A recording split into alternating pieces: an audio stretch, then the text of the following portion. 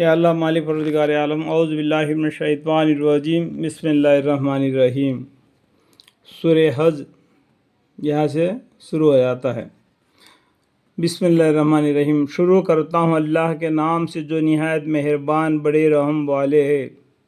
اے لوگو، اپنے رب سے ڈرو، اللہ سے ڈرو، کیونکہ یقیناً قیامت کا دن کا زلزلہ بڑی بھاری چیز ہے۔ اللہ تعالیٰ قرآن میں قیامت کے بارے میں انسانوں کو ڈراتے ہیں، پھر بھی انسان بے فکری اپنی زندگی گزار رہے۔ کیا بول رہے اللہ تعالیٰ؟ یا ایھا الناس اتقوا ربکم ان زلزلۃ الساعۃ شیء عظیم۔ اے لوگو، اپنے رب سے ڈرو، کیونکہ یقیناً قیامت کا دن کا زلزلہ بڑی بھاری چیز ہے۔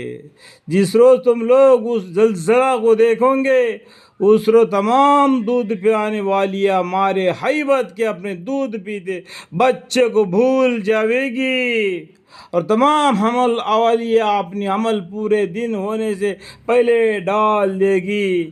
اور اے مخاطب، تجھ کو لوگ نشے کی سی حالت میں دکھائی دیں گے، حالانکہ وہ واقع میں نشہ میں نہ ہوں گے، لیکن اللہ کا عذاب ہی سخت چیز ہے۔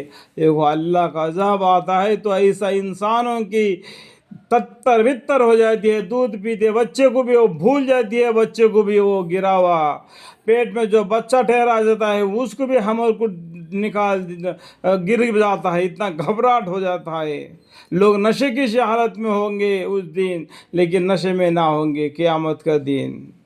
اور بعض آدمی ایسے ہیں کہ اللہ تعالیٰ کے بارے میں، اس کی ذات یا صفات میں بے جانے بوجھے جھگڑا کرتے ہیں، اور ہر شیاطین ہر کسی کے پیچھے ہو لیتے ہیں، اللہ تعالیٰ کے بارے میں الٹے سلٹے باتیں کرتے ہیں، شیاطین کے پیچھے ہو جاتے ہیں۔ شیطان کا گروہ جہنم میں جانے والا ہے، یہ بات کو بھول گئے۔ جس کی نسبت خدا کے یہاں سے یہ بات لکھ جا چکی ہے کہ جو شخص اس کے تعلق رکھے گا، یعنی شیطان سے تعلق رکھے گا، یعنی اس کا اتباع کرے گا، تو یعنی اس کا پیروی کرے گا، تو اس کا ہی ہے یہ ہے کہ وہ اس کو راہ حق سے، اہدنا الصراط المستقیم سے نکال کر بے راہ کر دے گا، اور اس کو عذاب دوزخ کا راستہ دکھلا دے گا۔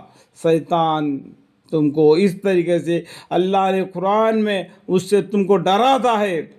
اے لوگو، اگر تم قیامت کے روز دوبارہ زندہ ہونے سے شک و انکار میں ہو تو ہم نے اول تم کو مٹی سے بنایا۔ اللہ تعالیٰ بولتے ہیں قیامت کے دن ہم دوبارہ نہیں جی اٹھیں گے۔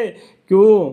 قرآن میں سورہ یاسین میں فرماتے ہیں بلا وهو الخلاق العلیم انما امرہ اذا اراد شیئا ان یقول له کن فیکن فسبحان الذی بیدہ ملکوت کل شیء والیہ ترجعون۔ اے لوگو، اگر تم قیامت کے روز دوبارہ زندہ ہونے سے شک و انکار میں ہو تو ہم نے اول تم کو مٹی سے بنایا، پھر نطفہ سے جو کہ غذا سے پیدا ہوتا ہے، پھر خون کے لوتڑے سے، پھر بوٹی کے بعض پوری ہوتی ہے اور بعض ادھورے دوڑے کوئی عورت پیٹ میں بچہ 9 مہینے ہونے کے بعد جنتی ہے، لیکن کوئی بچہ پہلے ہی گر جاتا ہے، ادھورا گر جاتا ہے بھی، تاکہ ہم تمہارے سامنے اپنی قدرت کے ظاہر کر دے۔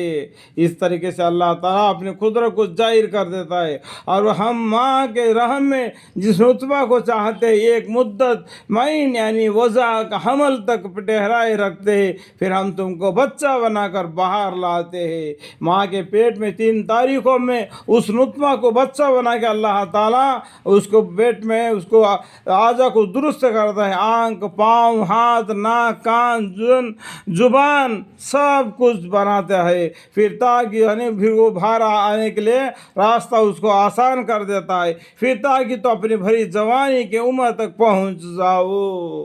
اور بعض میں وہ بھی ہے جو جوانی سے پہلے ہی مر جاتے، اور بعض میں وہ ہے جو نکمی عمر یعنی زیادہ بڑھاپے تک پہنچائے جاتے ہیں۔ اللہ تعالیٰ کی قدرت دیکھو، اللہ تعالیٰ ماں کے پیٹ سے تم کو نکال دیا، کس کس کا جینا کس کس کا مرنا سب کچھ اللہ تعالیٰ نے وہ محبوب میں پہلے ہی لکھ چکا ہے، وہ کہو کر رہے گا۔